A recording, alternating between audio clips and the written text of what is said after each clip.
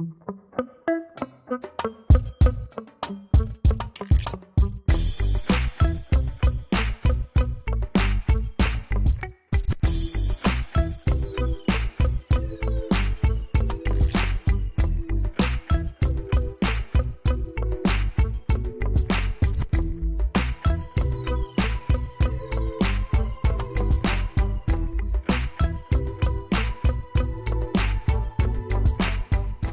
we're live.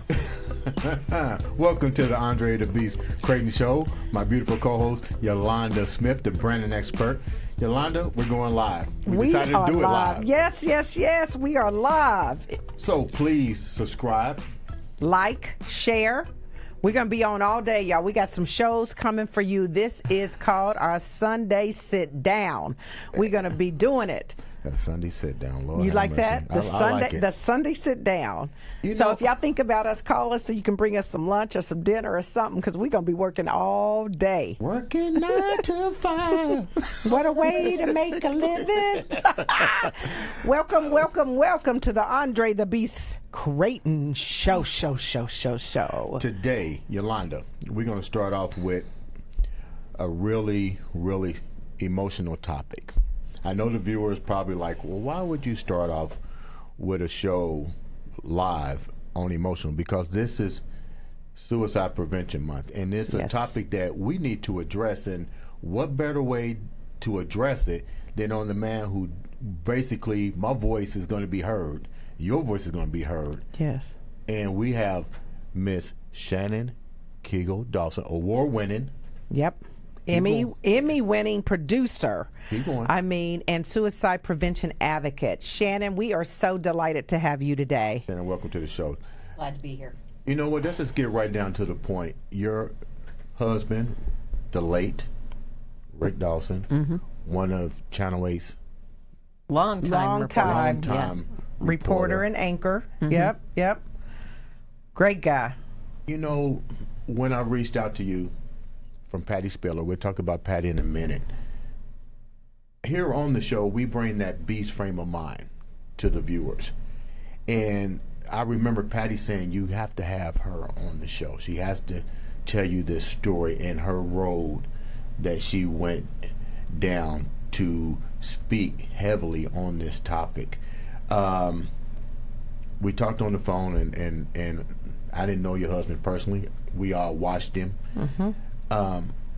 But today you're here to bring a full awareness to what's going on. Share with the viewers a little bit about. Let's talk about you first before we talk about Rick. I was going to say we need to know who we talking to. Oh, okay.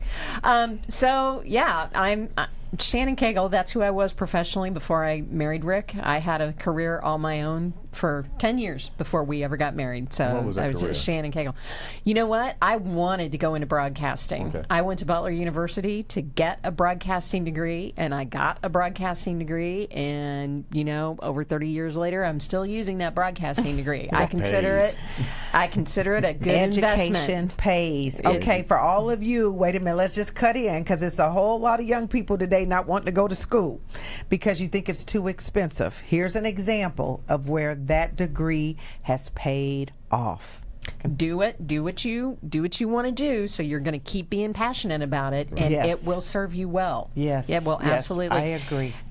The job market is all about competition, right? And you have got to outperform your competition. There you go. And if they're going to stack you up against somebody who has a degree, frequently the person with a degree is going to win. It's going to win out. Okay, see, she might be my co-host for branding. Wait a minute, we might have another little spin-off show, because she's telling you, branding for success. You need to have a competitive advantage. Okay, right. we don't want to derail, but we are live, so we can talk about whatever we want to talk about today. So that's what I wanted to do. I have been in broadcasting since I was 14 years old, and that was my goal. I got my broadcasting. I lived in smaller markets. I worked in Scranton, Pennsylvania. I worked in Roanoke, Virginia. And then I got to come back to Indiana, which is where my family was. Mm-hmm. And I worked for, 15 years at Channel 8, freelanced probably another 13, 14 years at WFYI doing the public media thing, which is a little bit of a different flavor. And then, these days I work as, I do still do producing work, but I also work as a public relations and communications director for a charter school system in Indianapolis. Nice. So, Back to education again. See how that ties in? no, Yeah. it's important. Yeah. It really, really is important. And then, I met Rick at Wish TV. Rick graduated from high school in Kokomo, and he had gone to IU. And what a lot of people may not realize about him is he was a very fine artist. His drawing and painting skills were wonderful, and he had actually gone to IU to study art. But the art community, it's not like it is today where everything's digital and it's graphic and all that sort of thing.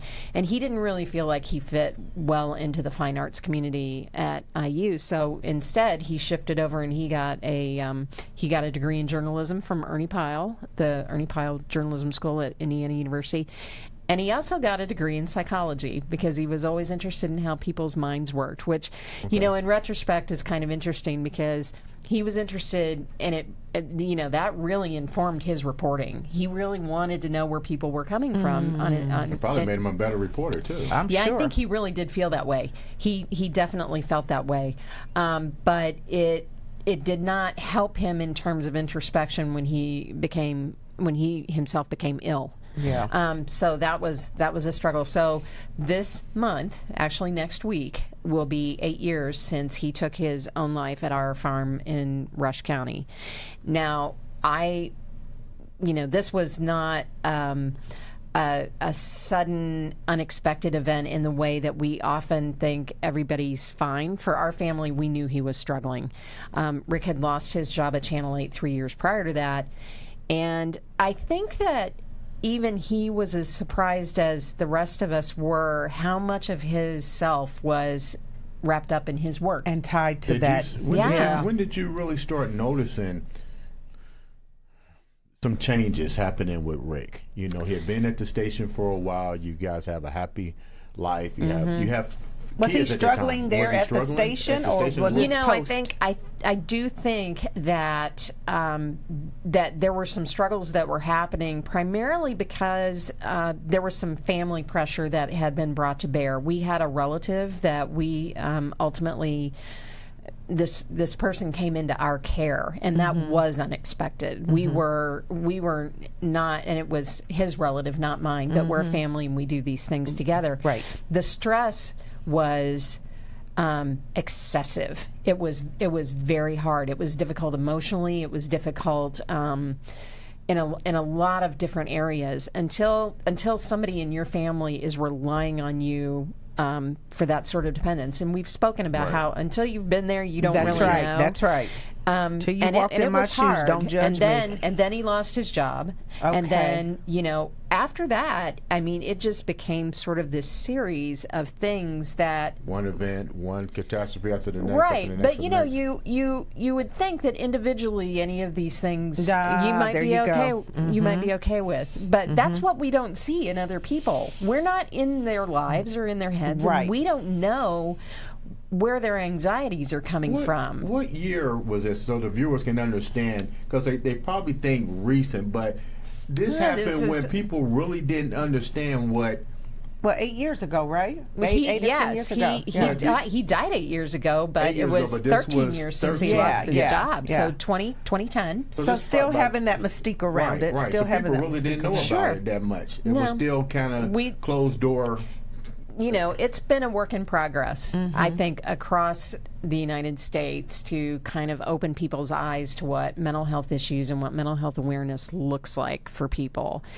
And I will continue to say that, there are people like me who are out there walking this walk all the time, but systematic change comes from, in a lot of ways, younger people. And that's one of the things that our children do is they work proactively and demonstrate to their peers that it's okay to manage your mental health, and you don't have to be secretive about it. You don't have to hide it from people. Yes. And talking about things is probably better for you than hiding the things that you're worried about people wondering about. Well, we did talk about that real quick. We did talk about that. The fact that now, you're right, we do need to talk about it. We do need to have the ability to come out, and more, not so much come out, but to really be comfortable. You got to have that safe haven. But back to what we talked about earlier when we was off camera, Was Rick able to confide in anyone at his job, and if yes or no, explain why or what that was like? Because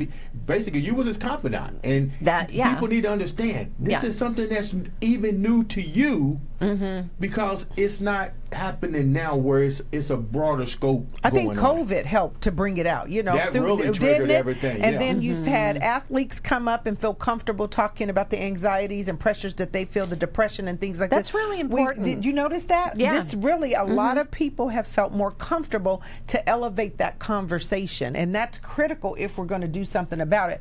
But going back to where you were, that probably would have been a little scary because you didn't know how people would judge you, and if in fact you would be penalized. That's exactly right. Was he penalized in the workplace for coming forward, or at least trying to come forward?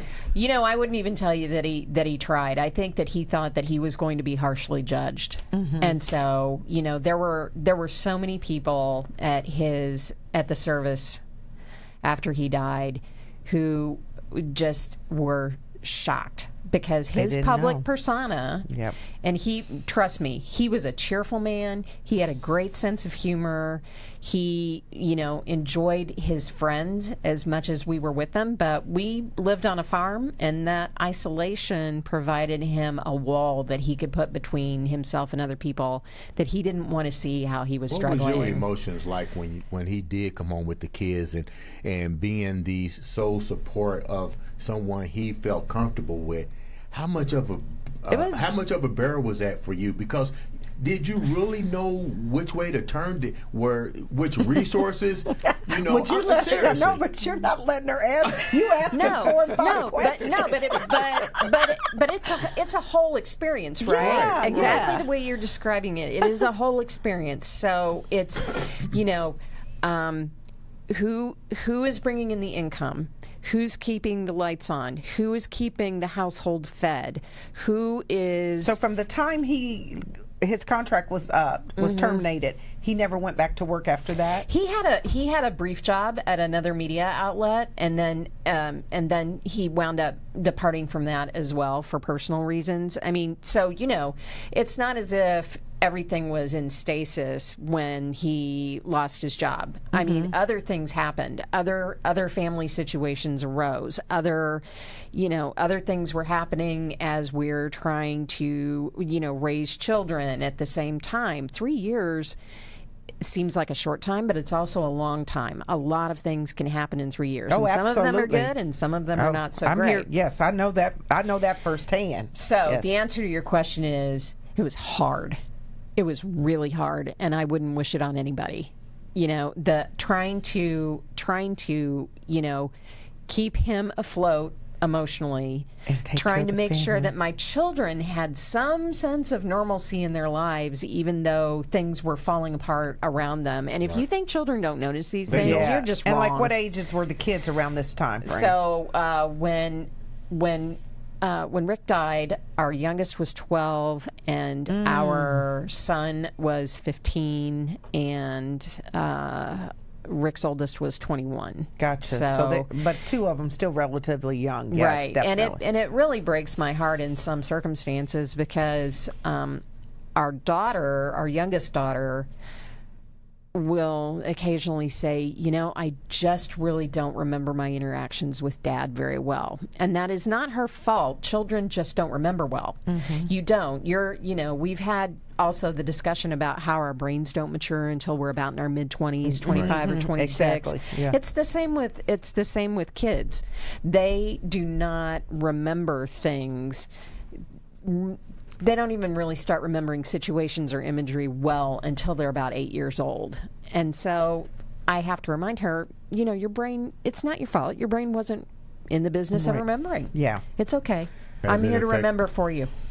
Now, you said it has affected one of your children. Yeah, my son has, and I will be happy to talk about this too. Our son struggles with diagnosed anxiety and depression. But again, my goal, and even in a lot of what I do in terms of supporting young people today, is making sure that they know that they need to be proactive about their own mental health. You Explain know? that to the viewers, like proactive. Well, you need to be able to feel like there's some place you can go, somebody you can talk to, somebody who's going to listen to you, because we all have memories of what it was like to be teenagers, and some people had great teenage years and other people did not. Exactly. Yeah. Right. Yeah. You couldn't pay me to go back and be a teenager again. A lot of rough things in your life happen when you're a teenager in terms of, like who accepts you, who are you trying to impress, whose attention where's or your group? affection Yeah. are you trying to find. And it can be hard if you find yourself in a rough spot. Where is that soft space you want to fall? My kids know I'm their number one soft space. Right. Number one. They do not have to be afraid to come to me about anything. Not every kid has that option. That's true. That's true. When your son, before he got diagnosed, we talked about this. I believe in, and don't get me wrong, I'm not knocking any therapy. I just think there should be, like you said, plans in place. Because if somebody comes to you with that, with depression, usually in today's society is, even with certain therapists, is to medicate first. We talked about this. Did your son come to you first with the problem? So he was struggling even before our... We got a gnat around here. Don't eat it. He'll be gone in a minute. Yeah. Don't know. Yep, there it is. It's coming for me. Because you're It's also coming for me. sweet. Yeah, it's because we're sweet. So, he, before my husband died, he and our son had what could be described as an adversarial relationship. They argued they're kind of the same person, and they would argue a lot. And then when we lost my husband, I was really fortunate that one of the folks I was freelancing with had a system where they could offer us an initial free mental health care assessment. And I jumped on that right away. Yeah. Not everybody has that option. Or let me put it this way. Not everybody had that option then. I would like to think that options are a lot better now than they had been before. I sure hope so. Even in Indiana, in terms of state agencies, especially during the pandemic, they really, really worked to make free mental health care available to Hoosiers. Yeah. 8 years ago, we was did unheard not of. have that. Yeah. We did not have that. Well, but a lot of that system was broken and the infrastructure was sort of torn apart and taken away, which sort of contributes to why we have a lot of homelessness today, too. A Right. lot of that has a to lot of goes back homelessness, to the mental issues. Absolutely. Definitely. Yeah. And so, but at that point, that's where I really doubled down to make sure that my kids knew that we weren't going to let this go by the wayside. That's We right. were going to tackle whatever those emotional or social or mental issues were, because for my kids, this is the basis of their future life. Right. I want them to be That's right. prepared. I Okay. want them to, to have a good foundation. I'm feeling the mama bear instinct coming out. I guess my question to you, let's talk about this because you have become a suicide prevention advocate. We know that. Talk about some of the work you do in that space and how you feel like you're being able to truly make a difference for those who really need a voice, because that's what you are. You're the voice for a lot of people. Well, one of the first things I do is I almost never say no if somebody asks me to come talk about my experience, because until we are all comfortable talking about the experience, people are going to feel like they can't. Now, there's a difference between can't and won't. You can't force somebody to talk about their experience. In that instance, they just won't, right? Right. The part, like where my husband was, where he felt like he couldn't, where Yes. that is different, and nobody should feel That's as probably if they even more dangerous than anything. nobody should feel as if they can't talk about it, right? Yes. Everybody needs at least one next step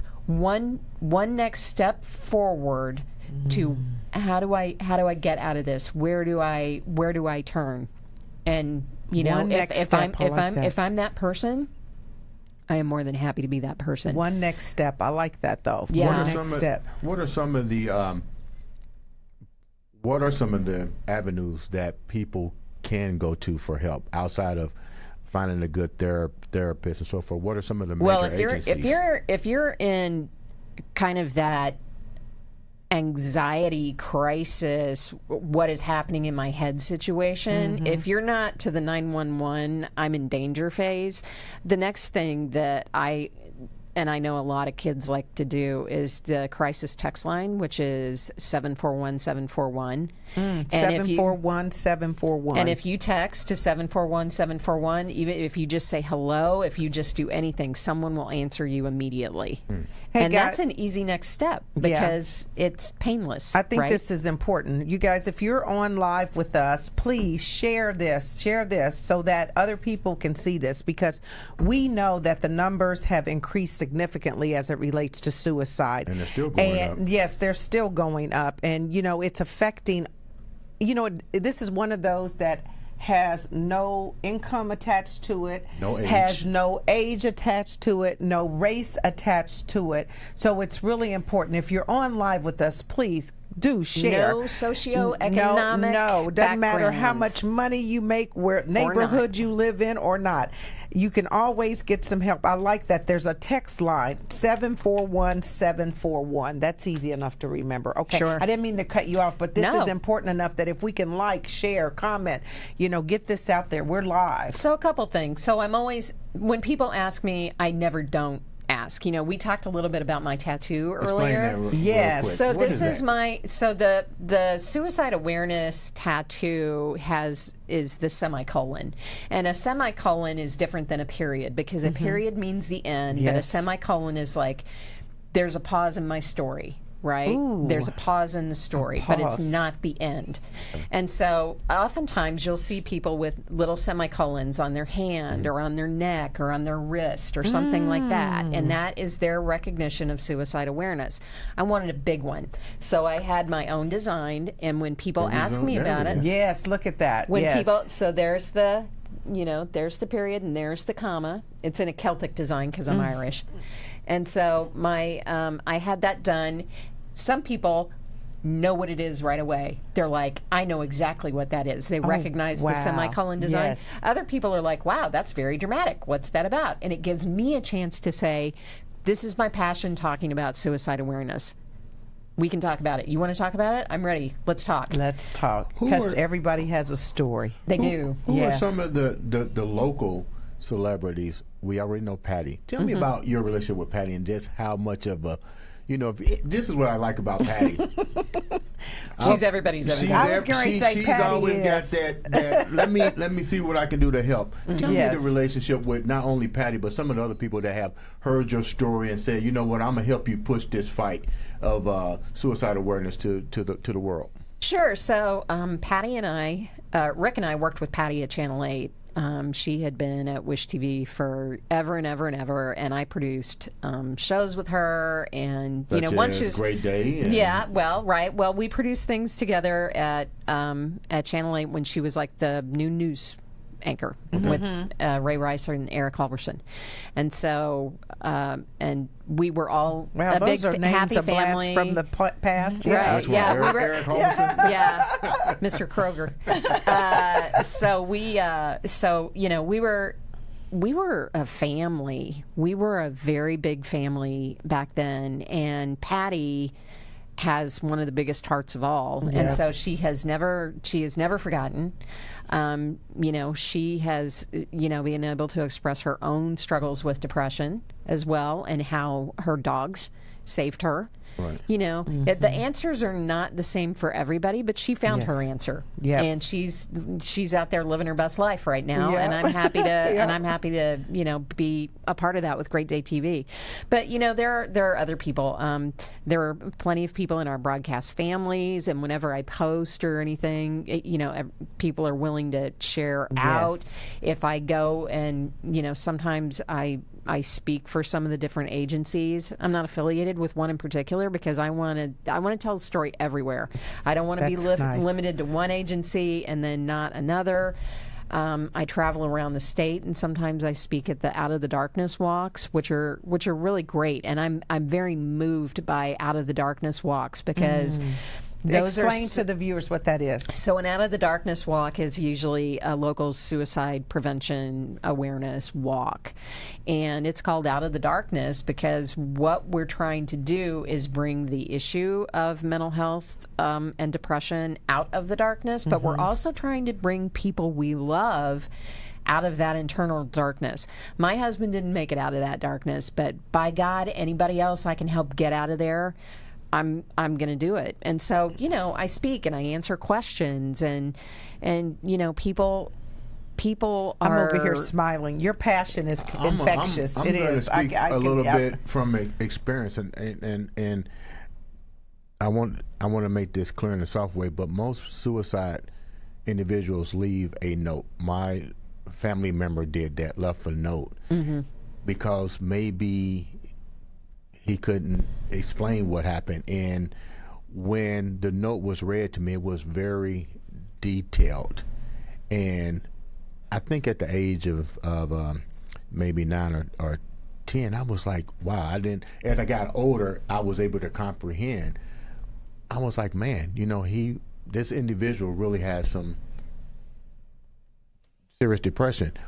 On your side, was there a note or something left behind, or you just? No, there was. There Okay. was. And I always like to remind people that even though it may have appeared sudden to other people outside of our family, Right. inside our family, we knew that Rick was struggling and, literally devolving in his personal sense of being and happiness for easily those 3 years, maybe even more before he felt comfortable talking to me about it. But people have a tendency to think of suicide as being something either very sudden or something that someone who has been in that crushing depression. Frequently, it's kind of Is it a in combination the of both? middle. Yeah. I mean, like I said before, it's everybody's individual journey.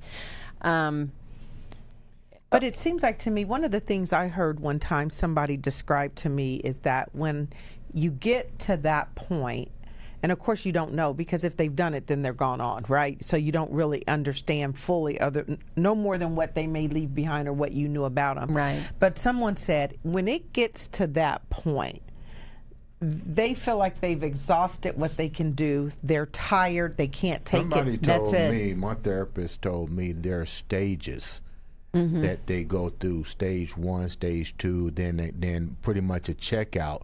But this goes back to what we talked about.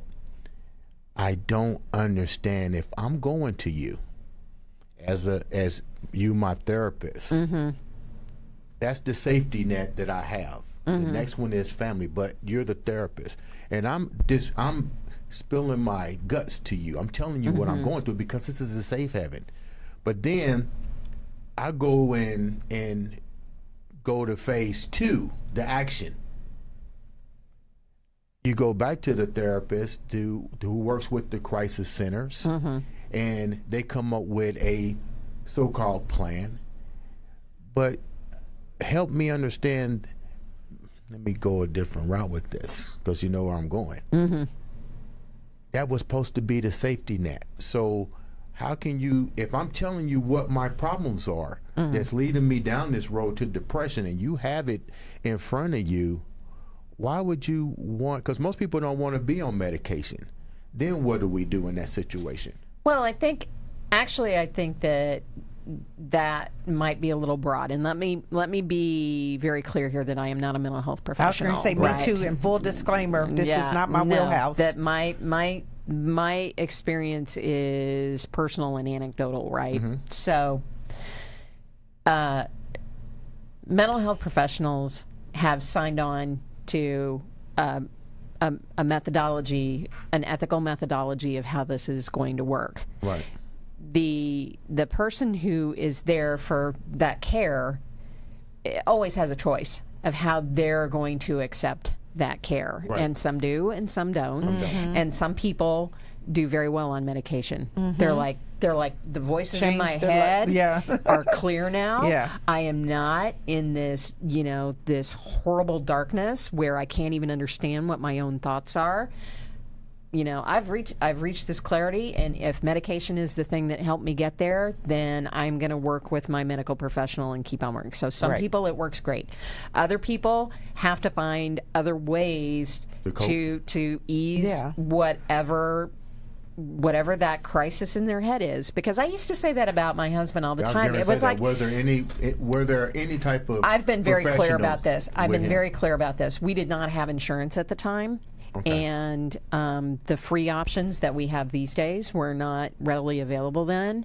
And even though I told him that I wanted him to investigate that kind of care, he used money as his reason for not doing it all the time. And I will always say, you had a lot on your plate then. Indeed. Yeah. Indeed. Wow. But I said to him, I said, we'll find a way to pay for it, but you have to want to do it. You can't make these decisions for people. They have to come from them inside, right? That is true. true. They have to be willing. But we if can they know, support them. and if they know the resources that are there and available, I mean, and that's a good piece, because you'd be surprised at the people that just don't know who they can even turn to and what kind of support they can get. I'm just curious, if you really let it, as we think about it, I know we're kind of getting into the place where we got to wrap up, but when you really kind of think about it, if you were to give 2 to 3 things to the audience today, what 2 to 3 things would you really want them to know that you feel like could be impactful? That people you love need to know you're a soft spot for them to land, and that you will listen. You should, have some place that doesn't involve another person emotionally that they can turn, like the 741 number, something like that. And I don't know, I guess one of the things I always tell people, because you can oftentimes see the weight of the stress and the anxiety coming on people, even when they're trying not to. I often remind people that getting some rest will make a huge difference. Just giving yourself permission to step back from everything that is weighing on you, whether that's sleep rest, which is really good for your brain, which is where all this is going on. Yeah. Do that. Here's something I always like to tell folks, and we're not even going to step into the crisis of what social media does to our kids' heads these days, and how it messes with people, and how we're all living pretend on Facebook and everything like that. Yes. That's one of those things that sometimes we need to step away from. Yep. I think we need to get to a place. By the way, shout out to the Colts for doing their End the Stigma campaign on mental illness. That's huge. When you're talking about celebrities and athletes and people who are willing to say, I struggle with mental health issues, I struggle with depression and anxiety, don't be afraid to talk about this. This is real conversation. If somebody says to me, if I say, hey, how are you doing? And you say, I'm fine. It's our default. Then the next thing I say is, no, are you really? Are you fine? What's going on? Something? If somebody answers your how are you doing question and says things are not so great, you don't have to have the answer or the solution to them. You just need to show them that you're willing to listen, even if it's only for 90 seconds, to the thing. You don't have to share your own personal story back, or you could if you felt like it was helpful. The other thing is, listening to somebody else tell you about what's bothering them does not make you responsible for them. I think a lot of times that's a good point. People are afraid to hear the answer because they think that suddenly it's on them to help that person solve their problem. It is not. It is not. That mindset makes people afraid to tell you what's wrong. That's a good point. That's a very good point. And as I think about some of our youth today, I think that we've kind of labeled them a little bit as soft. The generation, the younger generation, as soft. Because they can't tackle problems. Well, and I think that they're different emotionally tied type of generation where some of the things that in my era we grew up, you just toughed it out, you just buckled down and you went through. Me and you get out of school and we played for hours until your parents said come in the house. We had interaction is different now. Interaction now is kind of like text Send or you I'm an gonna watch emoji videos. and you'll have somebody go, they sent me an emoji, and down one emoji can mean Blow- 50 different things. And it blows your mind because you Yeah. interpret it however you want to interpret it. Yeah, so I think that's one of those things where, you know, really understanding that younger generation, I kind of struggle as even a parent saying, okay, are you really struggling not to be able to solve this problem, or have you even tried to solve it? You know, it's just, where's Or the balance? Where's what's holding you up? Yeah. What's holding you up from solving this problem Yeah. or taking the next step? This What is is it? good. You I know? think because I think I'll do something different We come this- from a different from- generation, and it's kind of like what I did with my daughter. I have to educate. You know, it's so funny we just said this because now that it's clicking on me. My dad, a couple of years ago, said he went to go apply for a job. He just wanted to work. So he works for the coast. He just sits in the parking lot and watches the cars. So before he did that, he went, I think, to one of the grocery stores, and they said, my dad comes back and goes, well, they made me get on the computer. And I was like, okay, well, he's used to the way we did it with the things. Handwriting. Yeah, so things have changed. So he wasn't willing to adapt. And I think as parents in the new generation, as bad as it may seem, we have to learn how to adapt to their world, to teach them maybe how to combine both our ways and their new way of Doing learning. things. Because the first thing they'll tell us, oh, you just don't understand because you're not computer savvy, or you don't know what. Well, I don't. But if you teach me, Yeah. So there's we got to can be learn. some way where Yeah. we just want them to have tools for survival. We want Right. them to be successful. We want them to be okay. Right. That's interesting. before we wrap up, I'm going to ask two questions, and then I'm pretty sure Yolanda has a question to ask as well before we wrap How up. you know what I got to ask? 'Cause, He must know you. Jason, now I'm he's reading now your he's mind. reading my mind, and Jason. Jason has a question Very too. assumptive. I don't have any questions. I don't have any I'm more just an either. I mean, empty. you I'm just just an made empty me have blank one. slate. This is Andre The Beast Show live. Please like, subscribe, Share. share, and stay Comment. with us because we're going to be here all day. Yes. You want to stop We'll by? be back we're live. at 2. Yeah. We'll be Now, back at 2. Miss Shannon Cagle Dawson is in house, and I'm like I said before we wrap up, I'm gonna ask a couple more questions. Yolanda hit a point. We went through COVID, and the depression skyrocket, and I think it skyrocketed for us a whole bunch of reasons. First was confinement. People aren't used to confinement. That was the first thing. Isolation. Isolation, Which and are more two importantly- different things, actually. yeah. Well, yeah. Well, You could be confine- confined with a bunch of people that you're not used to being around all the We time. get ready to go there, and that's what I'm talking about. Now, but this is the tripped out part about that confinement. You're right. Domestic violence went up. Yeah. Because, okay, you can be my partner, but do I really want to stay home with you 24 hours a day, 7 days a week? It's a whole Or di- were you Yeah. used to it? I think And a lot of people some- got to know they their got to mates know their in a mate. whole different The capacity. ones who now have to stay home where the moms are watching the kids, now the father's staying home. Well, he used to Larry, Curly, and Mo all running around him all the time. So now you got a thing of depression that is utmost high. So my question to you is, what do you think Indiana has done with their job to address it? So right now. I think that the state stepped up with their better health. Their better mental. I mean, they came out access. pretty proactively with access, free access Yep. that you could start with. The accessing things online is kind of a soft touch for people who really aren't ready to admit that they are struggling with something.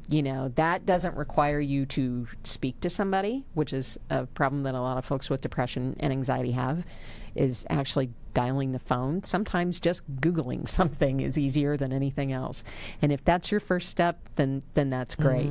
How can the viewers reach you for public speaking, or even if they have questions, about... Are you going to flood her with... That's okay. That's the okay. first person And I reached Andre out, The Beast Crayton is her assistant. Well, first, Andre knows how to find me now, so that's opened up a whole new world. So you have magically become a resource. Thank you. So, but I am on. I mean, I can be direct messaged on Facebook. or Instagram. It's Shannon Cagle Dawson. That's me. You can also Shannon Cagle Dawson. that's my Cagle. Can we pull it up, Jason, her Facebook page so the viewers can make sure they have the right one? Because I'm pretty sure there's. It looks like me. It looks like you. Kind of like that. Kind of like that. So from a branding perspective, she's very consistent. What Yes. you see here is what you will see there. There I am. Yeah. Twinkle. I will twinkle at There you. she is. Yep. Absolutely. That's my page. That's my puppy. What would you like for the viewers to do to help you or aid you in your continuous journey? Because this is a never-ending journey for you, and my hat's off to you. I'm glad you're bringing it to the table. I'm glad you're fighting for the remembrance of your husband and really what he went through during a time that I wish the resources were available at that time, but it's not. But you're keeping it in that beast frame of mind to let people know now the resources out, and they really need to take accountability. What can the viewers do to help you in this? I think in the big picture of things, to say to be kind is kind of trite, but the reality is you're not living in anybody else's head. You don't know where they are at any given moment. If you have a choice on how to interact with somebody else, try being kind in the first place and try listening in the second place. Because, you know, it's like everybody from Jim Irsay down to Shannon Cagle Dawson says, if you are not going to be willing to have these conversations and make people feel comfortable having them, then people are going to be struggling behind the scenes all the time when they may not even need to. When I think about the people that we lose, when I think about the reporting that my husband could have been doing in these 8 years, or 13 years, even since he lost his job, it just boggles my mind. He was invested.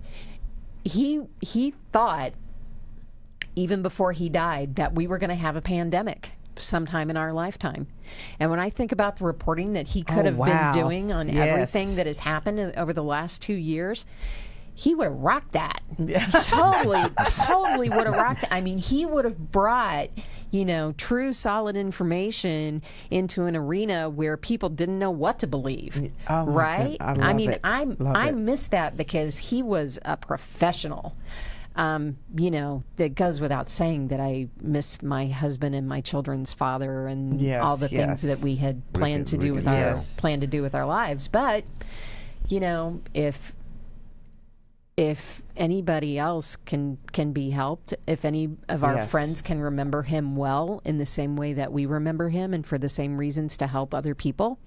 You know what I like to see people do in honor of Rick, you know, and this is for the viewers. If you know somebody that either has committed suicide or whatever, acknowledge them. Let the world know this is a bigger issue. And I think the more that people are willing to come out, even on the social media platform, and share their stories and stuff, probably we can get even a bigger scope that this is a serious problem that needs to be addressed. And my treatment plan is pretty much like yours. Have 3 phone numbers in your phone. Call 3 people. And individuals need to call people. And just, you know what makes my day is when somebody just picks up the phone and calls. My buddy Tommy Robinson, shouts out to my buddy Tommy. Ever since I had surgery, he lives in Ohio, he always texts me once a week. I don't have to ask.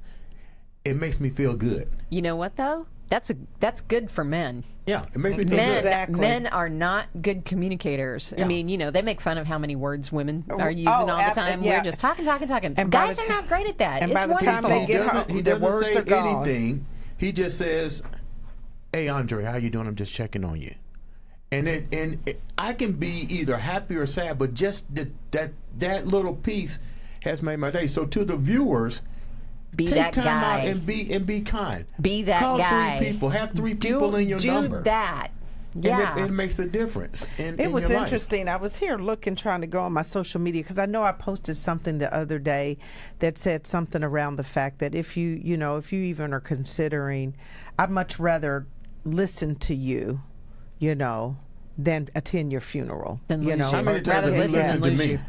you. Well, a lot, but you know, it It's a goes with commitment. it is a commitment. But seriously, you know, I would much rather be there to listen to you than to be at your funeral. Yeah. You know what I mean? So, you guys, let's take this serious. I don't and even if you have to listen. If you just want to sit, if you need a quiet place to sit with somebody a who soft understands. spot to land on. But at the end of the day, I think that we have a great opportunity where we are today with the conversation being elevated to know that it is okay, you know, and it is okay to not be okay. That's the bigger thing. That's the bigger thing. It is okay to not be okay, but make sure that you at least dial in to the resources that are available, whether it's just phone a friend, text 741-741, Or reach call out to Shannon. Reach out to Shannon. See, great minds think alike. Call Shannon. This is awesome. Everybody's, Wanna wrap us up? you know, everybody's got a Shannon. You may not think Yeah. of them like that, but there's But you're somebody. right. There's You're somebody right. who cares. There's somebody Yep. who would miss you if you were gone. Yep. There's somebody who needs you to be there tomorrow, and there's somebody who would much rather listen to you than Then go to your funeral. Amen. Ladies and gentlemen, this has been Shannon Cagle Dawson. Shannon. See, I told you I was going to mess that He, up. didn't I? he did good the whole time, I didn't know. he? Shannon I did Cagle to get Dawson. you guys' response on that. Yeah, right. Ladies and gentlemen, we're live on the Andre The Beast Crayton Show. Miss Dawson, it's been a pleasure having you on the show. Yes. Please come back, share with us support, care, and loving, and how to keep that beast frame of mind moving forward. Absolutely. Ladies and gentlemen, You're awesome. She's this is awesome. Andre The Beast Thank you. Crayton.